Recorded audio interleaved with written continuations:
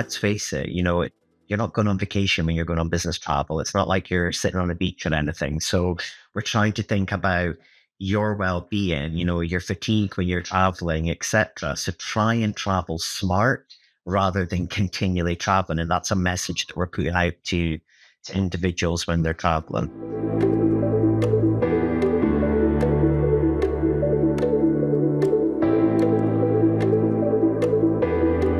I think for me, it's highlighting the program, not just the spend, but also the savings and the avoidance and how the program benefits the company in general.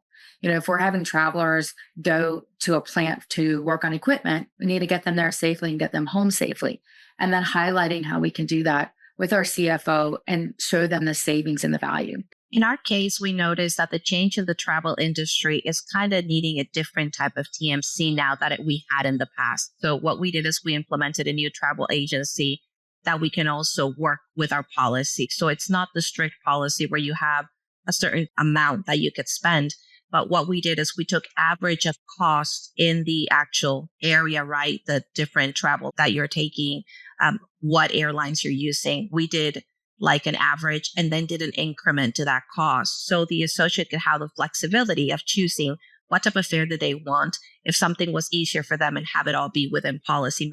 We wanted to give them that flexibility so their comfort was taken into account, but that we would also not breach any of the policy needs that we had within the company and try to have some cost savings. It's really demonstrating the value and the return on investment as to what the company are getting for people that are traveling in the corporate space. But equally in our organization, well-being is a huge area for us. So it's demonstrating that well-being. So not just cutting costs in travel. If you look at it like, if people are unhappy with the travel program or they're unhappy with the travel policy, you're going to have retention problems. So we demonstrate the value of what our managed program delivers as well as the savings, etc.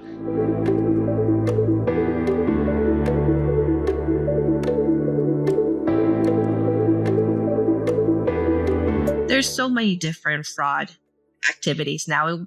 They get so creative, right? So it's impossible for us to know absolutely every single way that we can be attacked by this. So that's why I'm saying while you're offshore, it's just easier for us as travel managers to make sure that we put a little lock on there so that the tools that we are using for that cannot be used. Also, mobile devices, right? If we have that double two authentication factor, that's important as well. So there's many things to do it. A lot of them not necessarily fall within us, but there's a lot of coordination with, once again, our external vendors with our own internal IT provider. The one thing that we do, and I think we do well at onboarding, is no employee will be able to travel or go to a site if they haven't done IT security at Harbour. Our systems are so integrated. So there's that level that you have to do. We've been a bit creative on how we do it. So it's almost like mini Netflix series that we've done. So there's short videos that you've got to watch, and you've got to watch each of them.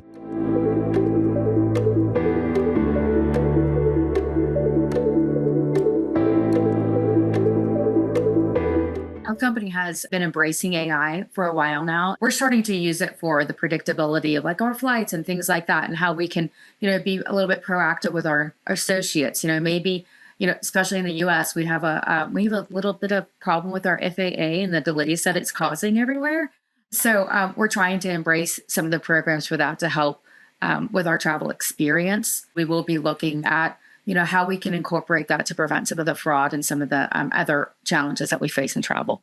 Let's think outside the box. The new program that we're currently using for travel bookings and stuff can actually tell us the percentage of that one flight that is actually late, how much of it has been over the course of time. So now there's more technology out there that can not only integrate, hey, how do we book a ticket, but it can also tell us, hey, what is the ratio that this specific flight has been late over the course of such months?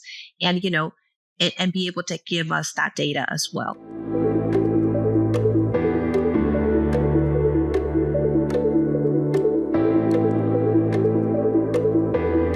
For us, it's safety at the forefront over the commercial aspect. If an employee came back to us with regards to their safety on a trip or even during the trip, if they contacted us or the risk team or the TMC, we would immediately act on. We will not jeopardize anyone's safety. Travel should always feel safe. I don't care what the cost is.